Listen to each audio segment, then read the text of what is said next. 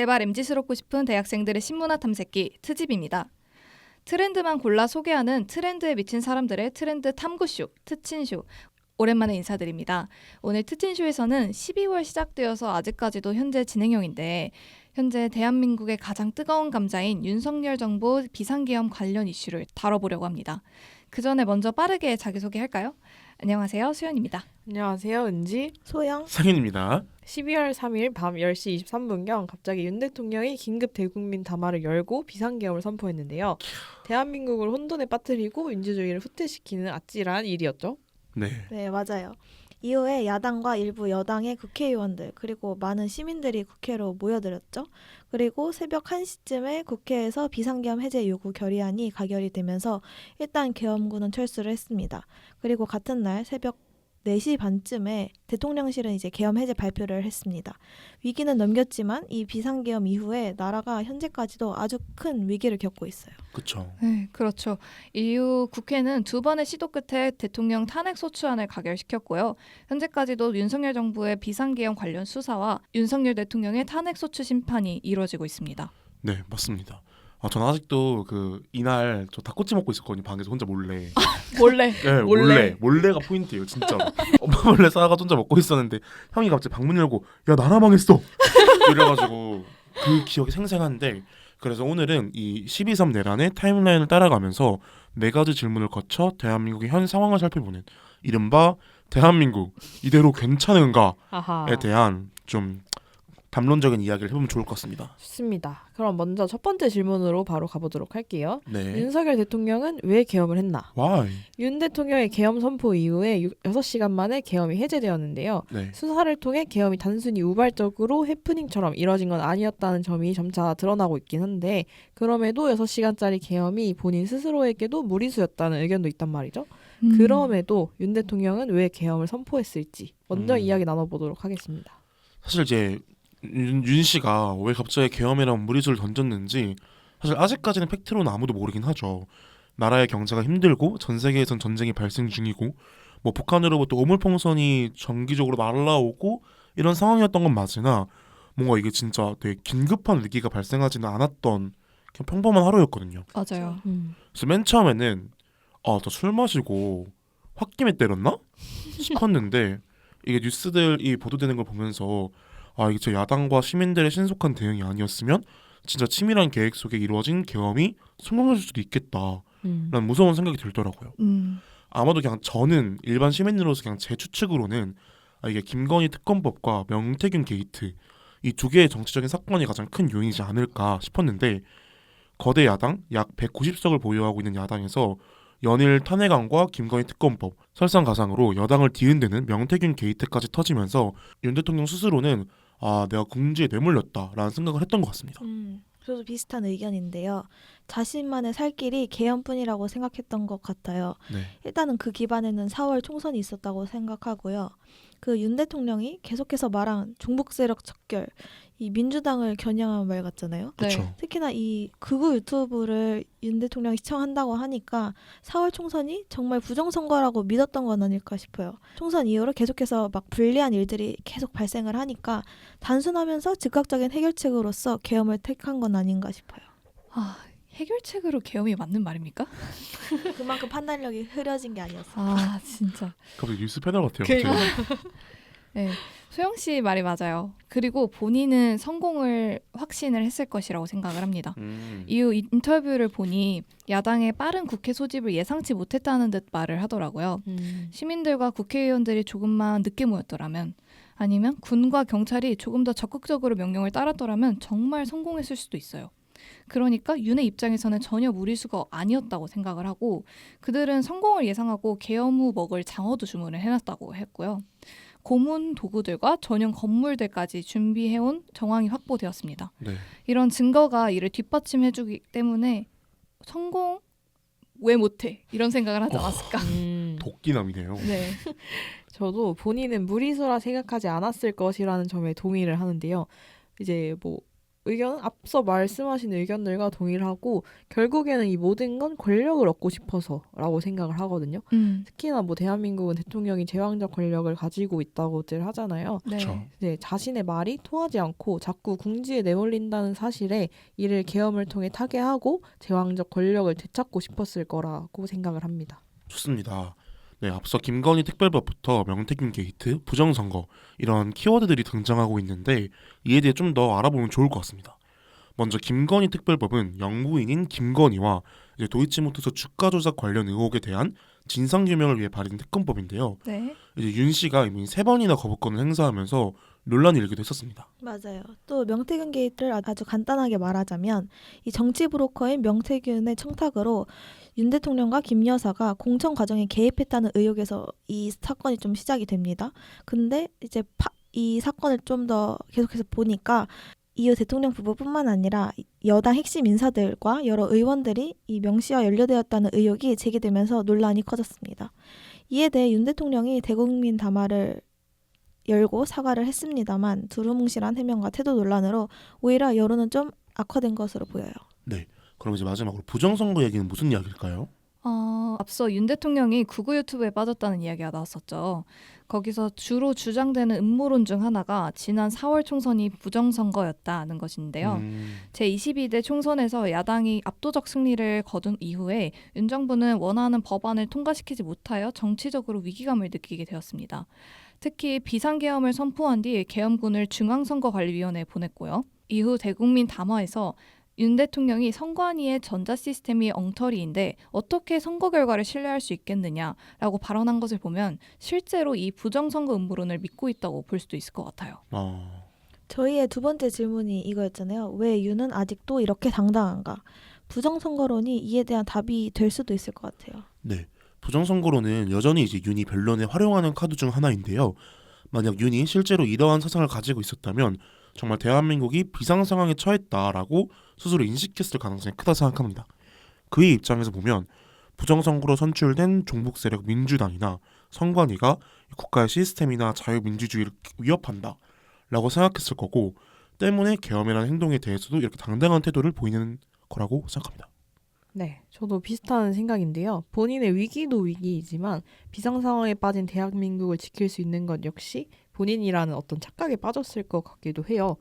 거기다 검사 출신에 본인을 무조건적으로 지지해줄 편도 나름 구축해뒀으니 더 당당하게 구는 것 같습니다. 검사 출신이라고 말씀을 해주셨는데 심지어 검찰총장 출신 대통령이잖아요. 얼마나 법의 허술한 부분들을 잘 알고 있겠어요. 또 검사 카르텔이라는 말이 있을 정도로 보수적인 집단이니 실제로 계엄 이후 수사 과정에서 검찰이 보였던 태도를 비춰보면 그 당당한 태도가 일부 납득되기도 합니다. 네. 사실 저는 개인적으로 윤 대통령을 보면 되게 내로남불이 디폴트 값이다. 이런 생각을 했거든요. 앞서 김건희 특검법에 대해서도 3번이나 거부권 행사를 했다 이런 얘기가 있었잖아요. 그렇죠. 헌정사상 또 이런 대통령이 있었나 싶거든요. 자기와 자기 사람한테만 한없이 관대해지는. 그걸 보면서 제가 좋아하는 드라마 중에 비밀의 숲이라고 있는데 거기에 이런 대사가 있어요. 2에 그분은 스스로한테 면죄부를 주는 게 상당히 익숙해 보였습니다. 그 습관이 하루아침에 스며드는 건 아닐 겁니다. 이 대사에 딱 어울리는 인물이 아닌가 싶습니다. 네, 저는 여기에 조금 덧붙이고 싶은 게 부정선거론을 신뢰하고 있다라고 말씀을 해주셨는데 대통령도 투표로 뽑지 않나요? 그렇죠. 네. 그러면 그 자리도 정당하지 않는 게 아닌지 그런 생각이 갑자기 들었고요.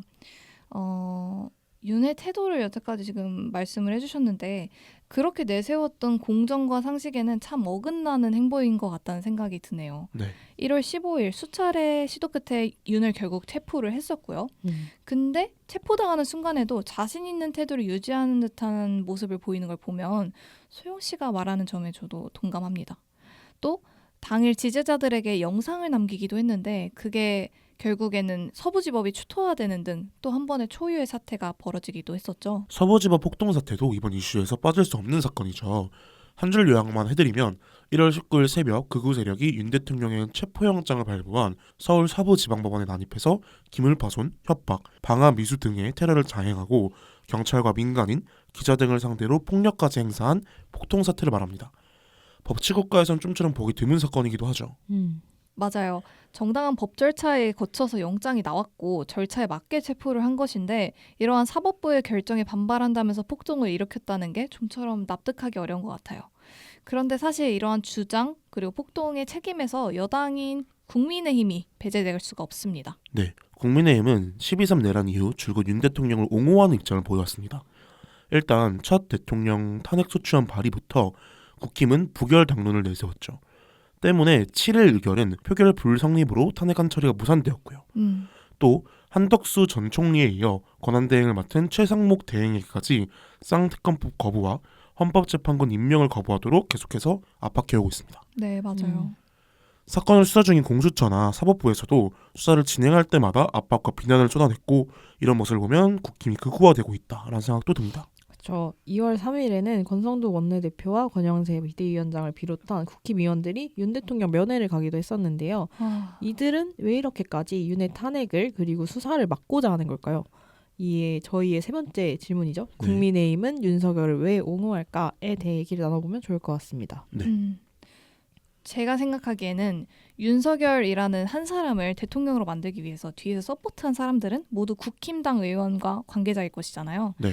따라서 책임도 이들이 지어야 하고요.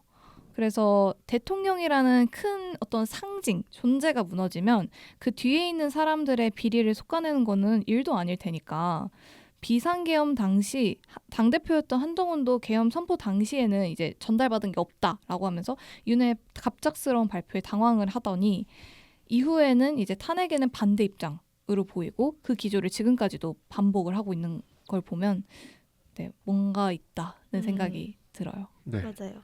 앞서 언급된 명태균 게이트만 해도 국회의원들과 많은 연관성이 있다는 것이 조금씩 드러나고 있는데 만약에 윤 씨가 탄핵당하고 조기 대선이 치러진다면 현재로서는 당선 가능성이 가장 높은 인물이 민주당의 이재명 대표이잖아요. 민주당이 정권을 잡으면 이에 대해 좀 더 철저한 조사가 시작될 테고 그렇다면 아까 수연 씨가 말씀해 주신 것처럼 현재 국힘의 행보는 탄핵 그 자체로 인한 리스크보다도 뭔가 그 이후에 발생할 리스크까지 모두 계산된 행동 같다는 생각이 듭니다. 저도 비슷한데 저는 이것만이 국힘의 살 길이 아닐지 하는 생각이 들었어요.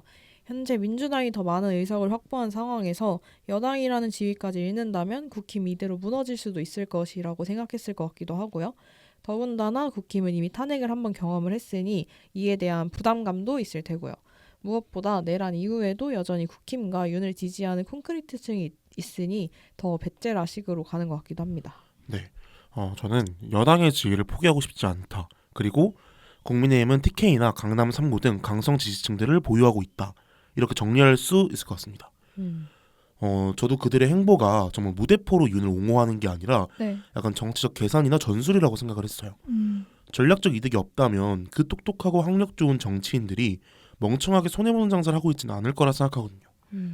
정말 슬픈 말이지만 국민들은 생각보다 빨리 있습니다.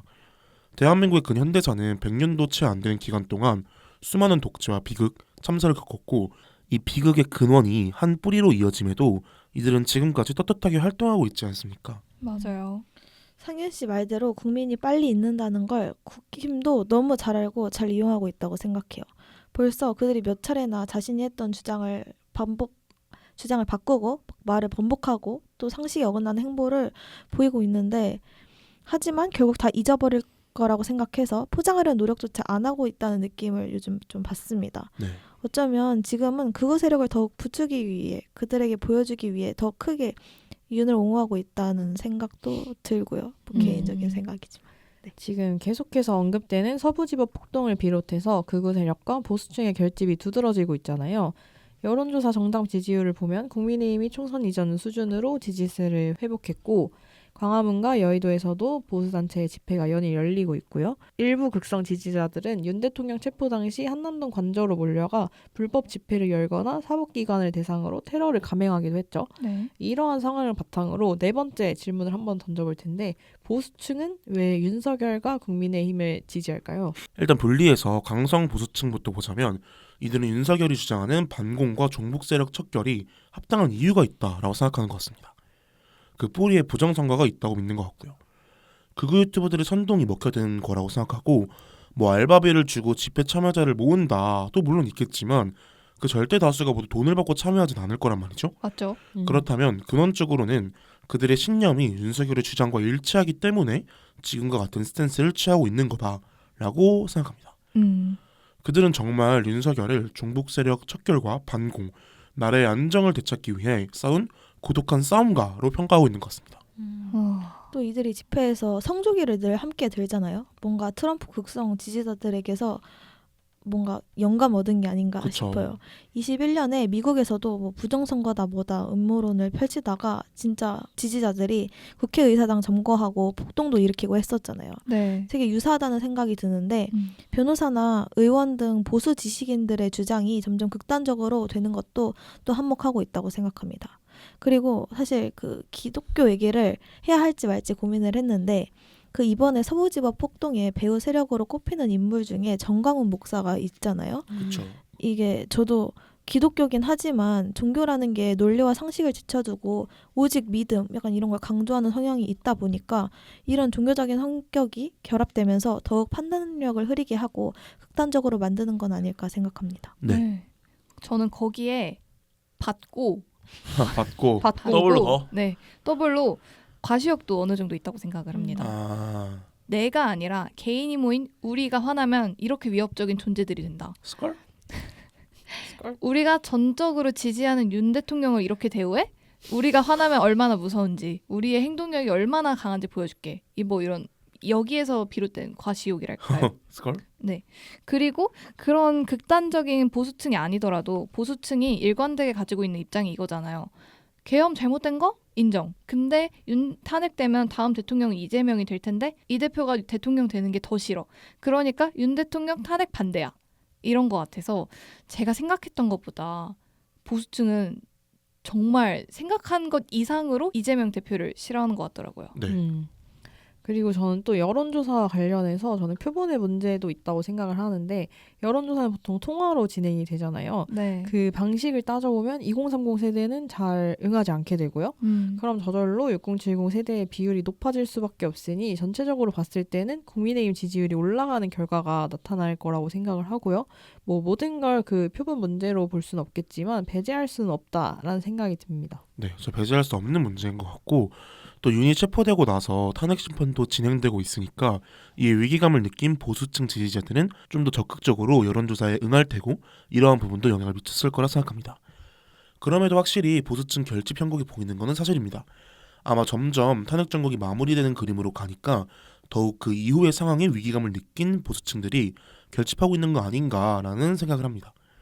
젊은 보수층들은 윤석열은 탄핵, 이재명은 징역이라고 외치는 게 이런 맥락인 거죠.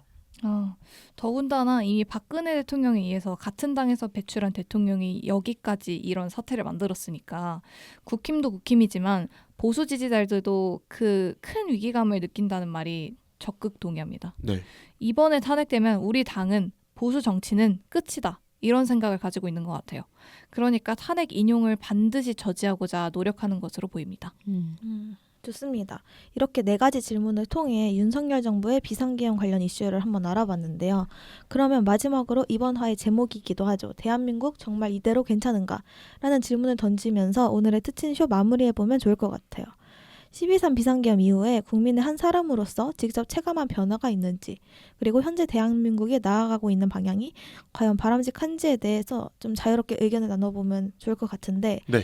저부터 뭔가 이런 소감을 말을 해보자면 제가 저희 집이 요즘 뉴스를 3시간씩 보거든요. 매일. JTBC, MBC, KBS를 연달아 내리 이렇게 보다 보니까 이 불안감은 뭘 내가 모르고 있어서 나라가 어떻게 되고 있을 때 대응을 못할 것이라는 이런 불안감은 사라지는데 너무 화가 많아져요. 착잡해질 것 같아요. 네. 뭔가 잘못한 사람이 벌을 받는 게 왜 이렇게까지 어려운지 이런 생각이 드니까 참 대한민국 사는 거 힘들다 이런 생각이 들어서 그런 뭔가 공정과 상식이 이뤄지는 방향으로 나아갔으면 좋겠다는 생각을 합니다. 저는 그 계엄령 터지기 전에 비슷한 시기에 그 한강 작가가 노벨 문학상을 받았잖아요. 맞아요. 그렇죠. 근데 한강 작가의 그 써왔던 행보들을 보면 국가적 폭력에 관련된 소설을 주로 쓴단 말이죠. 근데 이제 그거에 있어서 전 세계적으로는 그거를 인정하고 추앙하고 있는데 오히려 한국만 그걸 역행해서 이제 그 과거를 다시 반복하려는 모습을 보이니까 이게 맞나 싶어서 정말 이대로 괜찮은가라는 정말 질문을 스스로에게도 던졌던 것 같고 국민 한 사람으로서는 저도 사실 좀 반성을 했어요. 반성을 했던 게 정치에 그렇게 엄청 관심을 가지고 매번 뉴스를 보고 막 이 사람이 뭐 어떤 주장을 했다 이런 식으로 맨날 관심을 가지고 있었던 건 아니어가지고 아 정말 국민의 관심이 모여서 정치가 이루어진다는 게 이런 거구나를 실감을 했고 앞으로도 조금 이거를 저에게 있어서 개선의 자세로 받아들여야 될 것 같습니다.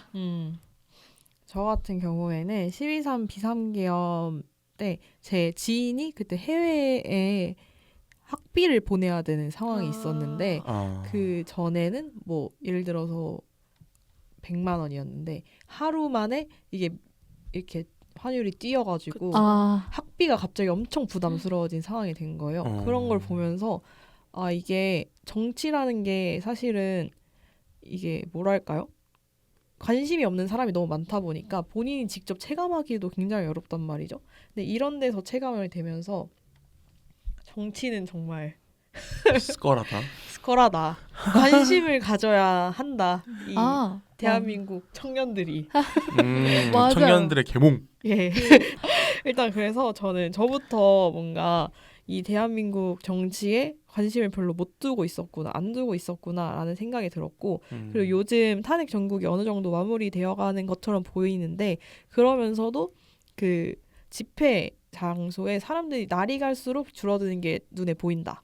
이런 얘기도 많이 들리더라고요. 근데 저희가 이전에 겪었던 것처럼 박근혜 대통령 탄핵 때도 굉장히 오랜 시간이 걸렸잖아요. 많은 관심이 필요했고 네. 그래서 저에게도 뭔가 지금 이 상황에 더 꾸준한 관심과 노력이 필요하지 않나라는 그 반성과 성찰이 들었습니다. 저는 저 하나 추가하고 싶은 게 그 학비 그 환율 올랐다 했잖아요. 저희는 그 출장을 갔다 왔는데 베트남으로 갔거든요. 환율이 올랐고 그 외화 카드에 충전이 안 되는 거예요. 돈이 은행이 멈춰서 뭐 불안정한 뭐 시기로 뭐 안 된다 해가지고 현금도 다 썼고 카드도 안 되고 하니까 진짜 다 막혀서 뭘 못 먹고 진짜 아무튼 힘들었다는 호텔 어메니티로만 그 하루를 지냈다는 얘기를 듣고 마음이 아팠어요. 저는 대한민국 진짜 보법이 다르다. 진짜로 이런 생각을 했습니다. 맞습니다. 보법이 다른 나라다 이 나라는 라는 생각을 하면서 처음에는 좀 약간 화도 나고 분노하고 답답하고 이랬는데 요즘도 그런 감정이 들긴 하는데 정치사들을 보면 근데 요즘 좀 약간 어이가 없다. 너무 기상천외하다. 이런 진짜 보법이 너무 달라요. 진짜 변론 이제 라이브 같은 것들도 보는데 와 진짜 이건 그러니까 나 막 뛰고 있는데 막 윤석열 날아가고 있는 느낌이에요. 말하는 게.